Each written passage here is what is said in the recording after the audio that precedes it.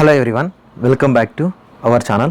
Neat UG 2024కి prepare అవుతున్న Telugu aspirants అందరికీ కూడా మన ఛానల్ నుంచి all the best. May 5th రోజునే మనకు ఎగ్జామినేషన్ అయితే జరుగుతుంది. ఎలాంటి పోస్ట్ పోన్ అయితే అవ్వదు.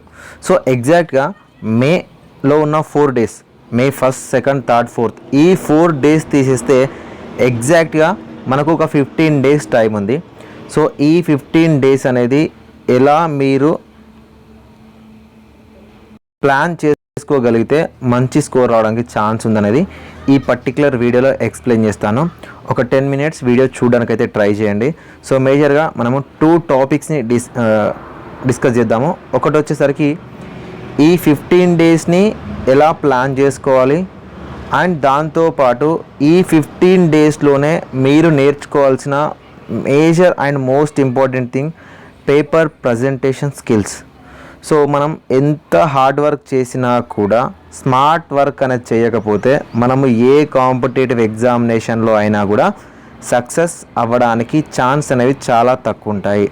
సో కాబట్టి 2 మేజర్ టాపిక్ డిస్కస్ చేద్దాము. వీడియోని ఎక్కడ స్కిప్ చేయకుండా చివరిదాకా చూడండి. మీకు టైం ఉంటేనే, లేదు మాకు ఓన్ టైం టేబుల్ ఉంది, మాకు ఒక ఓన్ ప్లాన్ ఉంది అంటే వీడియోని స్కిప్ చేయండి, టైం వేస్ట్ చేయకండి. డిస్క్రిప్షన్లో Telegram group, Telegram channel link, నా ఇన్స్టాగ్రామ్ లింక్ ఉంటుంది. సో మీకు నీట్ రిలేటెడ్ ఎలాంటి డౌట్స్ అయినా మీరు కాంటాక్ట్ అవ్వచ్చు. సో నీట్ రిలేటెడ్ ఎలాంటి కంటెంట్ అయినా కూడా మన ఛానల్ నుంచి మీకు షేర్ చేయడం జరుగుతుంది. సో మనం డిస్కస్ చేద్దాం. సో ఫ్రెండ్స్, మీకు ఇక్కడ కొత్తగా నేను ఈ చాప్టర్స్నే చదవండి, సో ఈ ఇంపార్టెంట్ చాప్టర్స్ని చదవండి అని చెప్పను. ఎందుకంటే చదివే పార్ట్ అనేది ఇప్పటివరకు కంప్లీట్ అయిపోయింది. ఇప్పుడు మీరు కొత్తగా చదవడానికి ఏమీ లేదు. సో కాబట్టి ఇప్పటి నుంచి మీరు చేసే ప్రతిదీ కూడా రివిజన్ పార్ట్ మాత్రమే, ఓకేనా?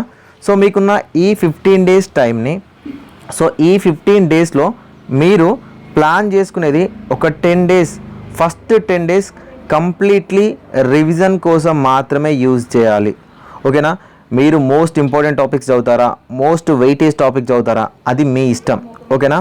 సో మీరు ఏదైనా వీక్ ఉన్న వాటిని చదువుతారా, అట్లా చదువుతారా అనేది మీ ఇష్టం, అది మీరు ప్లాన్ చేసుకోండి. కానీ ఈ 15 daysలో 10 days కంపల్సరీ మీరు రివిజన్ అనేది చేయాల్సిందే, మళ్ళీ రివిజన్ చేయాల్సిందే. అలా నేను ఇప్పటివరకు ఒక 2 times రివిజన్ చేశాను, 3rd time మళ్ళీ చేయి. నేను ఒక 50 times రివిజన్ చేశాను, 51 time మళ్ళీ రివిజన్ చేయి. నేను ఒక 10 times చేశాను, 11th time మళ్ళీ చేయి. ఎందుకు రివిజన్ చేయండి అని చెప్తున్నాను అంటే దీనికి ఒక రీజన్ ఉంది. మీరు ప్రాపర్ రివిజన్ అనేది లేకపోవడం వల్ల మీరు ఎగ్జామినేషన్లోకి వెళ్ళిన తర్వాత మీరు ఏదైతే క్వశ్చన్ చూస్తారో ఆ క్వశ్చన్లో ఉన్న ఆ 4 ఆప్షన్స్ కూడా ఆ క్వశ్చన్కి రిలేటెడ్గా ఉంటాయి. మీరు ఒకవేళ రివిజన్ అనేది కరెక్ట్గా ప్రాపర్గా చెయ్యకపోతే ఆ క్వశ్చన్లలో మీరు రాంగ్ ఆప్షన్ అనేది పెట్టొచ్చా ఉంటారు. మీరు కానీ ఒక లాంగ్ టర్మ్ స్టూడెంట్ అయితే, లేకపోతే మీ సీనియర్స్ కానీ ఎవరైనా ఉంటే ఒకసారి అడగండి. ఎగ్జామినేషన్ అయిపోయిన తర్వాత అయ్యో నేను ఈ క్వశ్చన్కి ఈ ఆప్షన్ పెట్టానా, నాకు ఈ ఆప్షన్ అని తెలుసు కానీ ఈ తప్పు ఆప్షన్ పెట్టొచ్చాను అని చాలామంది చెప్తూ ఉంటారు. ఎందుకు చెప్తారు అంటే ప్రాపర్గా రివిజన్ అనేది చేయకపోవడం వల్ల, ఓకేనా? సో కాబట్టి మనం ఎంత రివిజన్ చేస్తే అంత పర్ఫెక్ట్గా పేపర్ని అటెంప్ట్ చేస్తాం. ఎందుకంటే పేపర్ డిజైన్ చేసేవాళ్ళు కూడా ప్రతి క్వశ్చన్కి, ప్రతి ఆప్షన్ని 25% ఈచ్ ఇస్తూ ఒక ఆప్షన్కి మనకి ఎక్కువ పర్సంటేజ్తోనే మనం పెట్టడానికి ఛాన్స్ ఉంటుంది, ఓకేనా? సో కాబట్టి ప్రతి ఆప్షన్ కూడా లింక్ టు దట్ క్వశ్చన్ ఉంటుంది. కాబట్టి మనం అందులో కరెక్ట్ ఆప్షన్ చూస్ చేసుకుంటేనే మనకు మార్క్స్ వస్తాయి. నెగిటివ్ మార్క్ ఉంటుంది. కాబట్టి మీరు పెట్టే క్వశ్చన్స్ కూడా పర్ఫెక్ట్గా పెట్టాలి అంటే రివిజన్ అనేది చాలా ముఖ్యం, ఓకేనా? సో మరి ఈ రివిజన్ ఎలా ప్లాన్ చేసుకోవాలి అంటే, సో ఫర్ ఎగ్జాంపుల్ ఇప్పుడు మనకు 10 days ఉంది కదా, ఈ 10 daysలో మీరు రివిజన్ అనేది కంప్లీట్ చేయాలి ఖచ్చితంగా, ఓకేనా? సో ఈ 10 daysని 3 slots లాగా డివైడ్ చేయండి, ఓకేనా?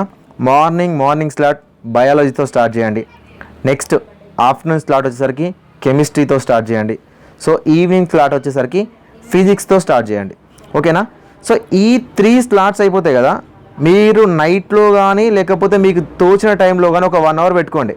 1 hour పెట్టుకొని ఒక బుక్ తీసుకోండి, జస్ట్ బుక్ తీసుకొని మీరు మార్నింగ్ బయాలజీలో, ఫిజిక్స్లో, కెమిస్ట్రీలో వెయిట్ని చదివారు, రివిజన్ చేసుకున్నారనేది జస్ట్ మీకున్న టాపిక్స్. ఫర్ ఎగ్జాంపుల్ మీరు నాకు ఎక్స్ప్లెయిన్ చేస్తారనుకోండి టాపిక్ని, మీరు ఎలా ఎక్స్ప్లెయిన్ చేస్తారనేది రఫ్గా ఈ 1 hour టైంలో సో 20 minutes ఒక సబ్జెక్ట్ తీసుకొని ఫాస్ట్గా మీరు ఒక రఫ్ వర్క్ లాగా రాసుకోండి. మీరుగా రాసుకోవడం వల్ల మీకు ఒక డేలో రివిజన్ అయిపోతుంది. దానికి సంబంధించి మీరు గుర్తు తెచ్చుకోవడం కూడా, టాపిక్స్ ఏమున్నాయి, మేము ఏం చదివాను, నాకు ఎంతవరకు గుర్తుంది అనేది సరిపోతుంది. లేదన్నా నేను ఈ 1 అవర్ టైంని నేను రివిజన్ చేయను, అంటే మళ్ళీ పెన్ పేపర్ పెట్టుకొని రాసుకోను, నేను ఈ 1 అవర్లో ఎంసీక్యూస్ కానీ ఏదైనా టెస్ట్ సిరీస్ చేస్తాను అంటే గుర్తుపెట్టుకోండి, 1 అవర్ టైంలో కేవలం ఎంసీక్యూస్ మాత్రమే పనిచేస్తుంది. మీరు టెస్ట్ సిరీస్ మేజర్ టెస్ట్ చేయడానికి ఛాన్స్ ఉండదు కాబట్టి సో 3 అవర్స్ టైం తీసుకోవాల్సి వస్తుంది ఈ మేజర్ టెస్ట్లకి. సో ఈ టాపిక్కి మళ్ళీ వద్దాం. కాబట్టి ఈ 10 డేస్ ఏవైతే ఉన్నాయో ఈ 10 డేస్ని 3 స్లాట్స్ లాగా డివైడ్ చేసి బయాలజీ, కెమిస్ట్రీ, ఫిజిక్స్ ఇలా మీరు డివైడ్ చేసుకొని మీ రివిజన్ అయితే కంప్లీట్ చేయండి. ఇప్పుడు నేను కొత్త టాపిక్లు చదువుతాను అంటే అస్సలు చదవకండి రా బాబు, కొత్త టాపిక్లు మొత్తమే వదిలేసేయండి. మీరు నీట్స్ అక్కడ రాయకపోయినా పర్లేదు, కొత్త టాపిక్ చదవడం వల్ల ఉన్నది మర్చిపోతారు. కాబట్టి న్యూ టాపిక్స్ ఏవి పట్టుకోకండి. ఈ 10 డేస్ కంప్లీట్లీ చదివిన వాటిని రివిజన్ చేయడానికి ట్రై చేయండి. ఓకేనా? సో మనకు ఎప్పుడైతే ఈ 10 డేస్ రివిజన్ పార్ట్ అనేది కంప్లీట్ అవుతుందో, ఓకేనా, మనం ఇందులో రివిజన్ చేస్తున్నాము, మెమరైజ్ చేస్తున్నాము, కంప్లీట్ అయిపోతుందో, సో నెక్స్ట్ 5 డేస్ ఉన్నాయి కదా, సో ఈ నెక్స్ట్ 5 డేస్ని వీలైతే ఎంసీక్యూస్ చేయడానికి కానీ ముఖ్యంగా ఈ 5 డేస్ని మేజర్ టెస్ట్లు చేయాలి ఖచ్చితంగా. ఓకేనా? సో ఇది నేను కంప్లీట్లీ ఎవరికి చెప్తున్నాను అంటే ఇంట్లో కూర్చొని ప్రిపేర్ అయ్యే వాళ్ళకి మాత్రమే. మేము హాస్టల్స్లో ఉన్నాము అంటే మేము మీకు చెప్పలేము కాబట్టి సో లాస్ట్ 5 డేస్ ఏదైతే ఈ 15 డేస్ పీరియడ్ ఉందో ఈ లాస్ట్ 5 డేస్ మేజర్ టెస్ట్లు అనేవి చేయాలి. ఓకేనా? చాలామంది ఈ మాక్ టెస్ట్లు ఏవైతే ఉన్నాయో చేసి జస్ట్ టిక్ చేసుకొని క్వశ్చన్ చూసుకొని వెళ్ళిపోతారు.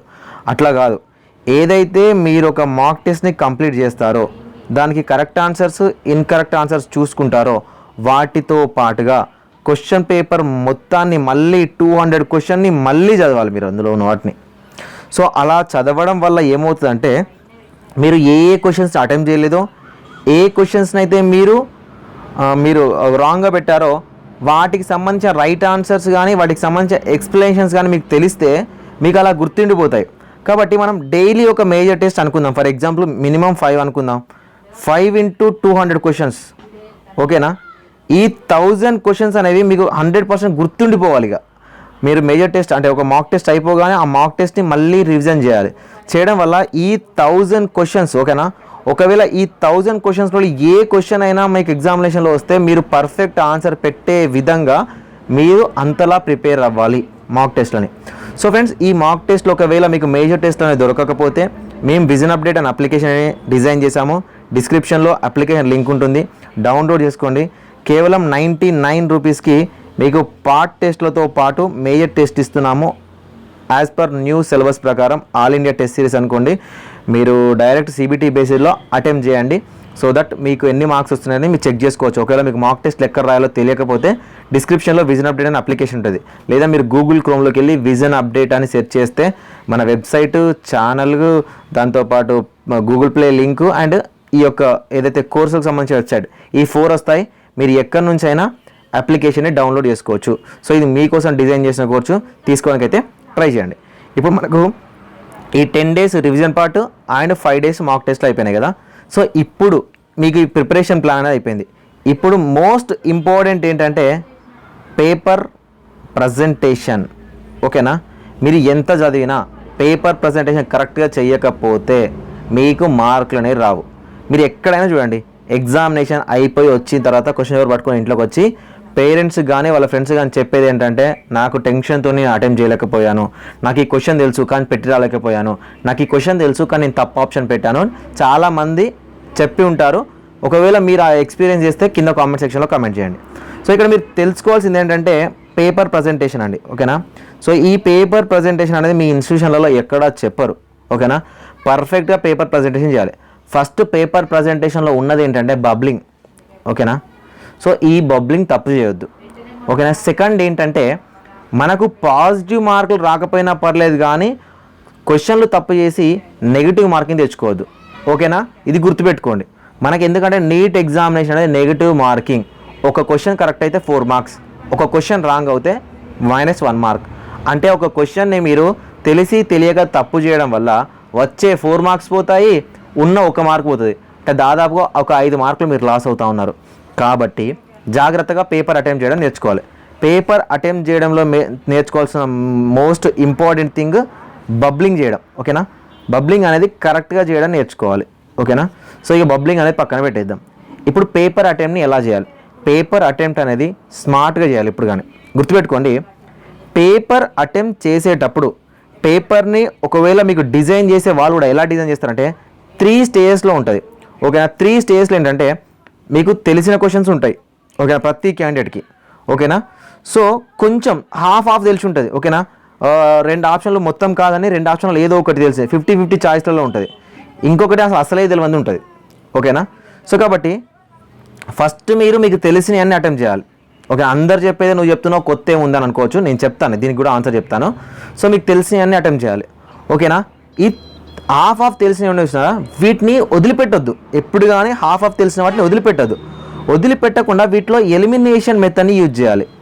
ఈ ఎలిమినేషన్ మెథడ్ని మీకు ఎగ్జామినేషన్కి ముందు ఒక 1 వీక్ ముందు నేను చెప్తాను. అలా ప్రాక్టీస్ చేయడానికి ట్రై చేయండి. ఇక అసలు మీకు రాని క్వశ్చన్ ఉంటుంది కదా, మీకు అస్సలే రాదు, అసలు ఆ టాపిక్ మొత్తమే తెలియదు అనుకోండి, ఆ క్వశ్చన్ వదిలేసేయండి. లేదు ఆ క్వశ్చన్ టాపిక్ కొంచెం తెలుసు, అంటే ట్రై చేయండి. లేదు అనుకుంటే ఆ టాపిక్ని మొత్తమే వదిలేసేయండి. మనకు వచ్చిన క్వశ్చన్లు ఖచ్చితంగా అటెంప్ట్ చేయాలి. మనకు హాఫ్ తెలిసిన క్వశ్చన్ని ఎలిమినేషన్ మెథడ్ని యూజ్ చేసి ట్రై చేయాలి. మనకు రాని క్వశ్చన్ని ఒకవేళ టాపిక్ తెలిస్తేనేమో ట్రై చేయాలి, టాపిక్ తెలియదు అంటే వదిలేయాలి. ఎందుకంటే తెలియని క్వశ్చన్ని అటెంప్ట్ చేసి ఉన్న వాటిలలో మార్కులు అనేవి పోగొట్టుకోకూడదు కాబట్టి. ఓకేనా? సో ఇప్పుడు పేపర్ ప్రజెంటేషన్లో మీరు ఎగ్జామినేషన్లో కూర్చున్న తర్వాత ఒకటి గుర్తుపెట్టుకోండి, అందరికీ టెన్షన్స్ ఉంటాయి, అందరూ నర్వస్గా ఫీల్ అవుతారు, మీరు కూడా నర్వస్గా ఫీల్ అవుతారు, మీరు కూడా టెన్షన్ పడుతూ ఉంటారు, అది సాధారణం. సో ఇక్కడ ఒకటి గుర్తుపెట్టుకోండి, మీ టార్గెట్ సీట్ ఏంటి? మీరు ఎయిమ్స్లో చదవాలనుకుంటున్నారా, ఆల్ ఇండియా కోటాలో జాయిన్ అవ్వాలనుకుంటున్నారా, ఏ క్యాట్ సీట్ అనుకుంటున్నారా, లేదా గవర్నమెంట్ కోటా సీట్ అనుకుంటున్నారా, లేకపోతే మీరు బీ క్యాట్ సీటే కదా, లేకపోతే జస్ట్ క్వాలిఫై అయితే మా పేరెంట్స్ నన్ను సీ క్యాట్లో జాయిన్ చేస్తారనేది మీకు ఒక క్లారిటీ ఉండాలి ఫస్ట్ ఆఫ్ ఆల్.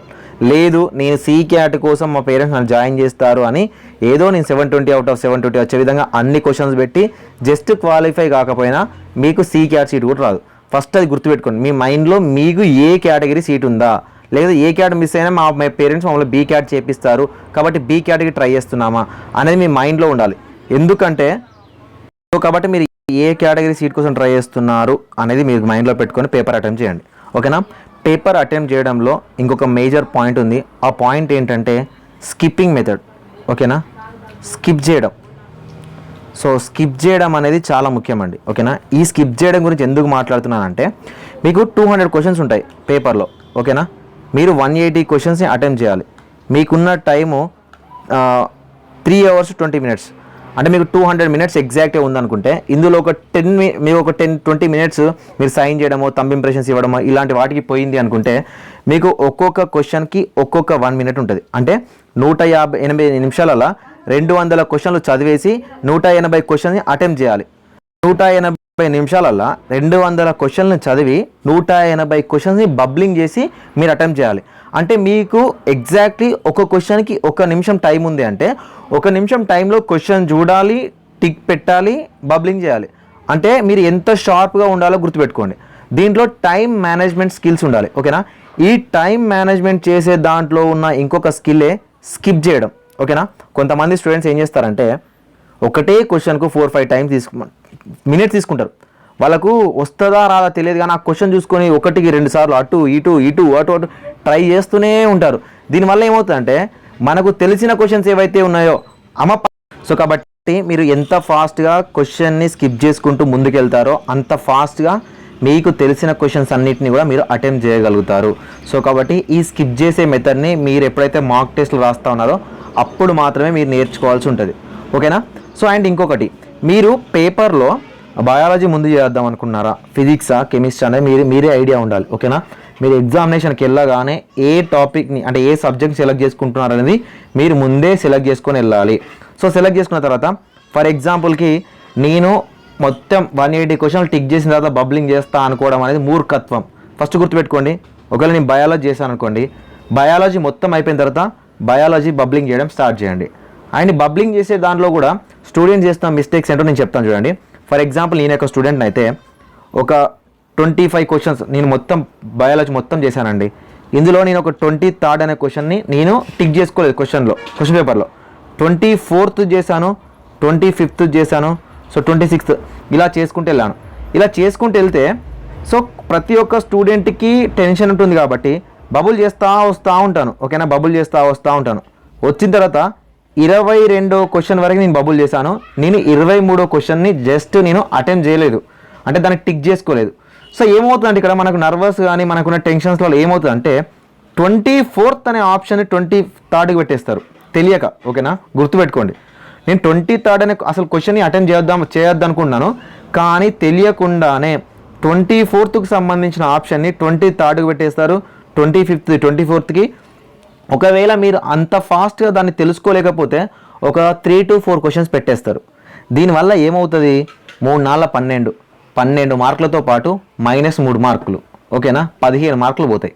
కాబట్టి మీరు ఏ క్వశ్చన్కి బబ్లింగ్ చేస్తున్నారు అనేది క్వశ్చన్ చూసుకొని ఓఎంఆర్ షీట్లో చూసుకొని బబ్లింగ్ చేయాలి, ఓకేనా. ఎందుకంటే పాజిటివ్ రాకపోయినా పర్లేదురా బాబు, నెగిటివ్ మార్క్ తెచ్చుకోకండి. ఎందుకు నెగిటివ్ మార్కింగ్ తెచ్చుకోకండి అంటే మీరు ఒక్క నెగిటివ్ మార్క్ తెచ్చుకోవడం వల్ల మీ ర్యాంక్ అనేది 20,000 30,000 ఎబోకి వెళ్ళిపోతుంది, ఓకేనా. అండ్ గుర్తుపెట్టుకోండి, మీకు మార్కుల వల్ల అన్న ఒకటే మార్క్ కదా పోతే ఏమైతే అనుకోవచ్చు, ఒక్క మార్కు వల్ల మీ సీట్ అనేది డిసైడ్ అవ్వదు, ఒక ర్యాంక్ వల్ల డిసైడ్ అవుతుంది. సేమ్ మార్కులు ఉంటాయి కానీ నీ పక్కోనికి సీట్ రాదు, అంటే నీకు సీట్ రాదు, నీ పక్కోనికి సీట్ వస్తుంది. ఎందుకు వస్తుంది అంటే నువ్వు చేసిన మిస్టేక్స్ వల్ల. కాబట్టి ఒక్క మార్క్ కూడా ఇంపార్టెంట్. పాజిటివ్ మార్కులు రాకపోయినా పర్లేదు కానీ వచ్చిన మార్కులలో నెగిటివ్ మాత్రం తెచ్చుకోవడానికి ట్రై చేయకండి, ఓకేనా. సో పేపర్ ప్రజెంటేషన్లో మీరు నేర్చుకున్నది ఏంటి, పేపర్ ప్రజెంటేషన్లో time management, bubbling, skipping method and question to question చూసుకొని మాత్రమే బబుల్ చేయాలి, ఓకేనా. బయాలజీ అయిపోయింది. బయాలజీ తర్వాత కెమిస్ట్రీలో కూడా ఎన్ని క్వశ్చన్స్ అటెంప్ట్ చేస్తూ ఉన్నావు. అండ్ కెమిస్ట్రీలో నీ టార్గెట్ మార్క్స్ ఏంటి, 100 మార్కులు నీ టార్గెటా, 100 వరకు అటెంప్ట్ చేయి, ఓకేనా. సో ఈ విధంగా మాత్రమే పేపర్ ప్రజెంటేషన్ చేయాల్సి ఉంటుంది. ఇది కాకుండా మీరు ఏం చేసినా మార్కులు అయితే పోగొట్టుకుంటారు. కావాలంటే మీ సీనియర్స్ని అడగండి. సో ఏదైతే నేను చెప్పిన టాపిక్స్ అన్నీ కూడా ఈ వీడియో వాళ్ళకి ఫార్వర్డ్ చేసి అని అడగచ్చు. ఈ టాపిక్స్లో మీ సీనియర్స్ చేసిన తప్పులు కాబట్టి ప్రతి సంవత్సరం స్టూడెంట్స్ నుంచి ఉన్న ఫీడ్బ్యాక్స్ మేము తీసుకునే ఈ వీడియో అనేది మీకు చేస్తూ ఉన్నాను. ఇవి కనుక మీరు అన్నీ ఒకవేళ నేర్చుకోగలిగితే మీరు పేపర్ ప్రజెంటేషన్ చేయగలుగుతారు. ఎంత చదివామన్నది కాదు, ఎంతలా మనం పర్ఫెక్ట్గా అటెంప్ట్ చేసామనేది ముఖ్యము. ఎన్ని క్వశ్చన్స్ మనం అటెంప్ట్ చేసామన్నది కాదు, ఎంత అక్యురేట్గా మనం అటెంప్ట్ చేసామనేది ముఖ్యము. సో ఎంత అక్యురేట్గా అటెంప్ట్ చేసామనేది కాదు, ఎంత మంచిగా మనం బబుల్ చేసామనేది ముఖ్యము. వీటన్నిటిని బేస్ చేసుకొని మాత్రమే మీకు మార్కులు అనేవి వస్తాయి. మీ దగ్గర నాలెడ్జ్ ఉంటుంది, మీ దగ్గర చదువు ఉంటుంది, మీ దగ్గర తెలివి ఉంటుంది, మీ దగ్గర సబ్జెక్ట్ ఉంటుంది. పేపర్ ప్రజెంటేషన్ చేయడం రాకపోతే మీకు సీట్ అనేది రాదు. సో కాబట్టి అందరికీ మంచి మార్కులు రావాలి. సో అందరూ మంచిగా అటెంప్ట్ చేయాలని మనస్ఫూర్తిగా కోరుకుంటున్నాను. ఇంకేమైనా డౌట్స్ ఉంటే సో మీరు నాతో పర్సనల్గా మాట్లాడాలనుకుంటే మెంటర్షిప్లోనే జాయిన్ అవ్వాలి. సో దీనికి సంబంధించి ఇంకేమైనా డౌట్స్ ఉంటే నేను చెప్తాను. అండ్ ఫర్దర్గా ఒక వీడియో చేస్తాను. మీరు క్వశ్చన్ చూడకుండా కూడా ఆప్షన్స్ సెలెక్ట్ చేసుకొని కొన్ని మార్కులు సాధించవచ్చు. ఆ వీడియో నేను బిఫోర్ ఒక 1 వీక్ ముందు, ఎగ్జామినేషన్ 1 వీక్ ముందు చెప్తాను. అలా ట్రై చేయండి, అది మీకు యూజ్ అవుతే అవ్వచ్చు. వీడియో నచ్చితే ఒక చిన్న లైక్ చేయండి. మీ అభిప్రాయం ఏంటనే కామెంట్ సెక్షన్లో కామెంట్ చేయండి. Thank you for watching this video.